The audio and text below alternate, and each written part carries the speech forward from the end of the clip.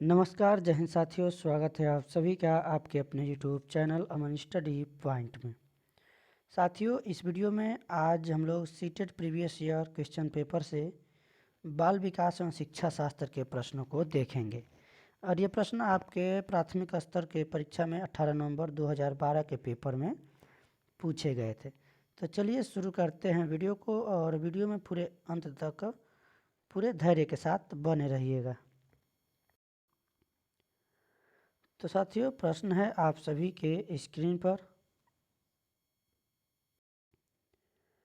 पहला प्रश्न है, बच्चों द्वारा की जाने वाली त्रुटियों के संबंध में निम्नलिखित में से कौन सा कथन सत्य है। तो ऑप्शन है आप सभी के स्क्रीन पर देखेंगे। इस प्रश्न का जो सही जवाब होगा यहाँ पर, यदि एक शिक्षक कक्षा कक्ष में सभी बच्चों की त्रुटियों को सुधारने योग्य नहीं है तो वह यह संकेत करता है कि शिक्षक शिक्षा की व्यवस्था में असफल है, न कि हम छात्र को व्यवस्था नहीं छात्र को दोष नहीं दे सकते हैं। ऑप्शन ए के साथ आंसर लगाएंगे।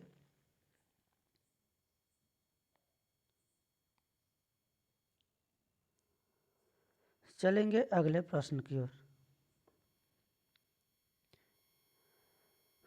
नर्सरी कक्षा में शुरुआत करने के लिए कौन सा विषय वस्तु सबसे अच्छी है। ऑप्शन है आप सभी के स्क्रीन पर देखेंगे। इस प्रश्न का जो सही जवाब होगा ऑप्शन बी के साथ जाएगा।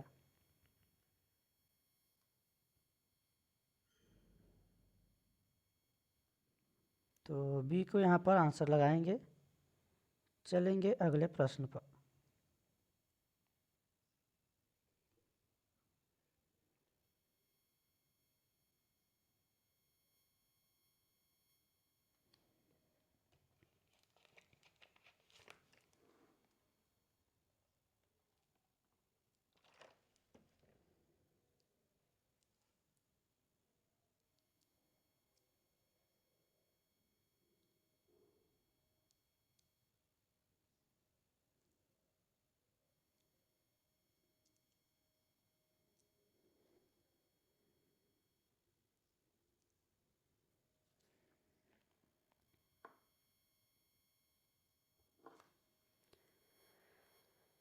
अगला प्रश्न है, प्राथमिक कक्षा में सकारात्मक वातावरण निर्मित करने के लिए शिक्षक को क्या करना चाहिए।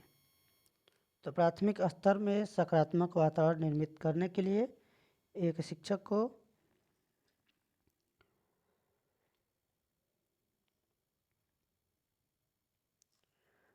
विभेद नहीं करना चाहिए और प्रत्येक बच्चे के लिए सामान्य लक्ष्य सुनिश्चित करने चाहिए। समूह गतिविधियों के दौरान समाजमिति के आधार पर उन्हें अपने समूह बनाने की अनुमति देनी चाहिए। सकारात्मक अंत वाली कहानियाँ सुनानी चाहिए, या फिर सुबह प्रत्येक बच्चे का अभिवादन करना चाहिए। तो इस प्रश्न का सही जवाब जाएगा ऑप्शन ए के साथ। चलेंगे अगले प्रश्न पर, और अगला प्रश्न है आप सभी के स्क्रीन पर। एक बच्चा जो रिक्त स्थान से ग्रस्त है वह सा को और वाज न्यूक्लियर और अनक्लियर में अंतर नहीं कर पाता है। तो यह जो है बच्चा किससे ग्रस्त है बताना है। ऑप्शन है आप सभी के स्क्रीन पर। तो यह बच्चा ग्रसित है डिसलेक्सिया से। यह एक प्रकार का मानसिक रोग है जिसमें जो बच्चा है वह अक्षरों के क्रम का ज्ञान उसे नहीं होता है। तो ऑप्शन ए इस प्रश्न का सही जवाब होगा। चलेंगे अगले प्रश्न पर। अगला प्रश्न है, निम्नलिखित में से कौन सी विशेषता समस्या समाधान उपागम की विशेष चिन्ह नहीं है। तो इस प्रश्न का सही जवाब जाएगा ऑप्शन डी के साथ। समस्या कथन के संकेत अंतर्निहित रूप से दिया होता है।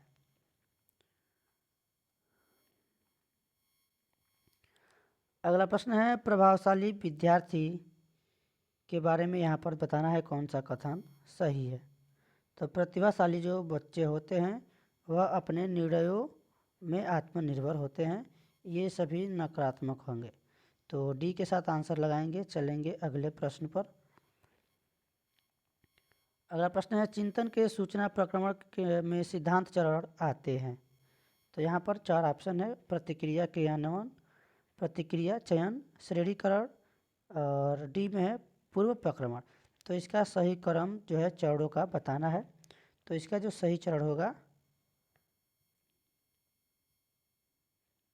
इसमें आपका पूर्व प्रक्रम होगा, श्रेणीकरण होगा और प्रतिक्रिया चयन होगा, फिर प्रतिक्रिया क्रियान्वयन, यानी ऑप्शन डी इस प्रश्न का जो है सही जवाब होगा। चलेंगे अगले प्रश्न पर। सीखने संबंधी निर्योग्यताएं सामान्यतः औसत से श्रेष्ठ बुद्धि लब्धि वाले बच्चों में पाई जाती है, लड़कियों की तुलना में अधिकतर लड़कों में पाई जाती है। यहाँ पर देखेंगे भेदभाव नहीं करना है, इसमें सकारात्मक नहीं है, नकारात्मक है। अधिकतर उन बच्चों में पाई जाती है जो शहरी क्षेत्रों की अपेक्षा ग्रामीण क्षेत्रों से संबंध रखते हैं, ये भी नहीं होगा। उन बच्चों में पाई जाती है विशेषतः जिनके पैतृक अभिभावक इस प्रकार की समस्याओं से ग्रसित होते हैं। तो डी ऑप्शन इस प्रश्न का सही जवाब होगा। चलेंगे अगले प्रश्न पर। मोनिका जो गणित की शिक्षिका है, राधिका से एक प्रश्न पूछती है। राधिका से कोई उत्तर न मिलने पर वह तुरंत मोहन से दूसरा प्रश्न पूछती है। जब उसे महसूस होता है कि मोहन उत्तर बताने में संघर्ष कर रहा है तो वह अपने प्रश्न के शब्दों को बदलती है। मोनिका की यह प्रवृत्ति यह प्रदर्शित करती है कि, बताना है इस प्रश्न का कौन सा जवाब सही होगा। तो मोनिका जो है यह प्रदर्शित करती है कि मोहन का पक्ष लेकर लिंग भूमिकाओं में रूढ़िवादिता को बढ़ावा दे रही है। तो सी ऑप्शन इस प्रश्न का सही जवाब होगा। चलेंगे अगले प्रश्न पर। सीखने के लिए आकलन निम्नलिखित का ध्यान रखता है सिवाय, तो यह किसके सिवाय, विद्यार्थियों की आवश्यकताओं के सिवाय। ऑप्शन बी इस प्रश्न का सही जवाब हो जाएगा। चलेंगे अगले प्रश्न पर। एक समान जुड़वा भाइयों में एक को सामाजिक आर्थिक रूप से धनाढ़ परिवार द्वारा गोद लिया जाता है और दूसरे को एक निर्धन परिवार द्वारा। 1 वर्ष के बाद उनके बुद्धि लब्धांक के बारे में निम्नलिखित में से क्या अवलोकित होने की सर्वाधिक संभावना है। तो इसमें देखिए इसका कोई ज़्यादा प्रभाव नहीं पड़ता है। तो इस प्रश्न का अगर सही जवाब बात करें कहाँ होगा, सामाजिक आर्थिक स्तर बुद्धि लब्धांक को प्रभावित नहीं करता है। तो ऑप्शन सी इस प्रश्न का सही जवाब होगा। चलेंगे अगले प्रश्न की ओर। अगला प्रश्न है आप सभी के स्क्रीन पर, निम्नलिखित में से कौन सा सूक्ष्म गति कौशल का उदाहरण है। तो सूक्ष्म गति कौशल का उदाहरण यहाँ पर पूछा गया है। इस प्रश्न का जो सही जवाब होगा लिखना, बी के साथ आंसर लगाएंगे। अगला प्रश्न है वाइगोत्स्की के सिद्धांत का निहितार्थ है। तो इसके सिद्धांत का निहितार्थ है ऑप्शन डी सही होगा, सहयोगात्मक समस्या समाधान। अगला प्रश्न है किशोर रिक्त स्थान का अनुभव कर सकते हैं। तो जो किशोर हैं वह जो है दुश्चिंता और स्वयं से सरोकार का अनुभव कर सकते हैं। ऑप्शन ए इस प्रश्न का सही जवाब होगा। अगला प्रश्न देखेंगे। शारीरिक रूप से सक्षम बच्चों को सामान्यतः होता है। तो यहाँ पूछा गया शारीरिक रूप से सक्षम बच्चों को सामान्यतः क्या होता है, डिस्ग्राफिया।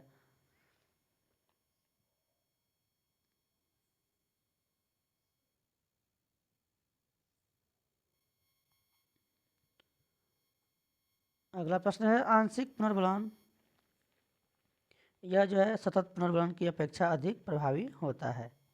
ये प्रश्न आपका पूछा गया है 18 नवंबर के 2012 के पेपर में। तो डी के साथ आंसर लगाएंगे। चलेंगे अगले प्रश्न की ओर। एक सशक्त बालक शिक्षकों में निम्नलिखित योग्यताओं में से किसे सर्वाधिक बढ़ावा देगा। तो यह सर्वाधिक बढ़ावा किसे देगा, प्रतिस्पर्धात्मक अभिवृत्ति को। बी ऑप्शन इस प्रश्न का सही जवाब होगा। और भी प्रीवियस ईयर के क्वेश्चन पेपर हमारे चैनल पर पड़े हुए हैं, एक बार जाकर आप लोग प्लेलिस्ट में देख लीजिएगा। निम्नलिखित में से अंतः विषयी अनुदेशन का सर्वोत्कृष्ट लाभ क्या है। तो इसका जो सर्वोत्कृष्ट सबसे अच्छा लाभ है वह है, इस प्रश्न का सही जवाब होगा बी, विद्यार्थियों को सीखे गए ज्ञान का बहु संदर्भों में अनुप्रयोग करने और सामान्यीकृत करने के अवसर दिए जाते हैं। चलेंगे अगले प्रश्न पर। वे शिक्षार्थी जो समृद्ध ज्ञान और शैक्षणिक दक्षता की हार्दिक इच्छा प्रदर्शित करते हैं उनके पास होता है। तो उनके पास होता है निष्पादन उपागम अभिविन्यास। ऑप्शन ए इस प्रश्न का सही जवाब होगा। शिक्षक रिक्त स्थान के अलावा निम्नलिखित सभी को करते हुए समस्या समाधान को विद्यार्थियों के लिए मज़ेदार बना सकता है। यानी किसको करते हुए, यह जो है जब विद्यार्थी स्वयं से कोई कार्य करने की कोशिश कर रहे हो तो उनसे परिपूर्णता की अपेक्षा करने के अलावा। तो बी के साथ आंसर लगाएंगे। चलेंगे अगले प्रश्न पर। भाषा में अर्थ की सबसे छोटी इकाई है। तो इस प्रश्न का सही जवाब होगा ऑप्शन ए रूपिम। रूपिम नहीं, यहाँ पर जो है स्वनिम हो जाएगा। बी या इस प्रश्न का सही जवाब होगा, ए नहीं होगा। तो चलेंगे अगले प्रश्न की ओर। अगला प्रश्न है बहुबुद्धि सिद्धांत निम्नलिखित निहितार्थ देता है सिवाय, यानी किसके सिवाय निहितार्थ देता है। तो यह जो बुद्धि है, बहुबुद्धि सिद्धांत बुद्धि प्रक्रमण संक्रियाओं का एक विशिष्ट समुच्चय समाधान के लिए किया जाता है। इसके अलावा तो यहाँ पर सी ऑप्शन सही होगा। चलेंगे अगले प्रश्न पर, देखेंगे निम्नलिखित में से कौन सा सीखने के लिए अधिकतम रूप से अभिप्रेरित करता है। तो यहाँ पर बहुत सरल या कठिन लक्ष्यों का चयन करने की प्रवृत्ति। ऑप्शन सी इस प्रश्न का, ऑप्शन बी नहीं, यहाँ पर सी सही होगा। कह रहा है सीखने के लिए कौन सा अधिकतम रूप से अभिप्रेरित करता है। तो अधिकतम जो अभिप्रेरित करता है लक्ष्यों को प्राप्त करने में व्यक्तिगत संतुष्टि। तो सी ऑप्शन इस प्रश्न का जो है सही जवाब होगा। बुद्धि लब्धांक सामान्यतः किस रूप में शैक्षणिक निष्पादन से संबंधित होते हैं। तो यह जो है उच्च रूप से बुद्धि निष्पादन शैक्षणिक निष्पादन से संबंधित होते हैं। ए ऑप्शन इस प्रश्न के साथ सही आंसर जाएगा। चलेंगे अगले प्रश्न पर। 16 वर्षीय बच्चा बुद्धिलब्धि परीक्षण में 75 अंक प्राप्त करता है, उसकी मानसिक आयु कितने वर्ष होगी। तो इसका जो सूत्र होता है बुद्धि लब्धांक का, IQ बराबर मानसिक आयु MA/, वास्तविक आयु CA। तो इसके लिए क्या करना पड़ेगा, मानसिक इसका जो बुद्धि लब्धांक दिया गया है 75 है और उसकी मानसिक आयु पूछा गया है और वास्तविक आयु है उसका 16 वर्ष। और ये जो है यहाँ पर इसका मानसिक आयु मतलब मेंटल एज बताना है। और यहाँ पर हमारा इंटू 100 हो जाएगा। अब इंटू 100 करेंगे तो इसके लिए हमको पहले डिवाइड कर लेते हैं इसको। 25 बार में ये डिवाइड होगा, 4 बार में ये डिवाइड होगा। अब ये 25 थे 3 बार में ये डिवाइड होगा, 25 × 75, 3 चौके 12, यानी सी ऑप्शन इस प्रश्न का सही जवाब होगा, 12 वर्ष होगा। चलेंगे अगले प्रश्न की ओर। विद्यार्थियों के पोर्टफोलियो के लिए सामग्री का चयन करते समय रिक्त स्थान का रिक्त जरूर होना चाहिए, यानी इस प्रश्न का जो सही जवाब होगा ऑप्शन बी, विद्यार्थियों का समावेशन जरूर होना चाहिए। बी ऑप्शन के साथ आंसर लगाएंगे। चलेंगे अगले प्रश्न पर। सफल समावेशन को निम्नलिखित की आवश्यकता होती है सिवाय। तो किसके सिवाय, इसको जो है पृथक्करण के सिवाय। ऑप्शन बी यहाँ पर सही जवाब होगा। चलेंगे अगले प्रश्न पर। विद्यालय में लिंग भेदभाव से बचने का सर्वोत्तम तरीका हो सकता है। तो लिंग भेदभाव से बचने का सर्वोत्तम तरीका हो सकता है शिक्षकों द्वारा उनके लिंग पक्षतापूर्ण व्यवहारों का अधिसंज्ञान। ए के साथ सही जवाब जाएगा। चलेंगे अगले प्रश्न पर। सशिक्षणात्मक क्षेत्रों में निष्पादन के आधार पर शैक्षणिक क्षेत्रों में निष्पादन के स्तर को बढ़ाने का औचित्य स्थापन किस आधार पर किया जा सकता है। तो इस प्रश्न का जो सही जवाब होगा ऑप्शन बी, यह व्यक्तिगत विभिन्नताओं को संतुष्ट करता है। इस प्रश्न का बी ऑप्शन जो है सही होगा। आखिरी प्रश्न है इस वीडियो का। विद्यालय में नियमित उपस्थिति के लिए वंचित बच्चों को प्रोत्साहित करने का निम्नलिखित में से कौन सा तरीका सर्वाधिक उपयुक्त होगा। तो ऑप्शन है आप सभी की स्क्रीन पर। इसका जो सही जवाब जाएगा ऑप्शन ए के साथ, आवासीय विद्यालय खोलना। तो साथियों आज के वीडियो में बस इतना ही। मिलेंगे एक नए वीडियो में नए टॉपिक के साथ। तब तक के लिए धन्यवाद। जय हिंद।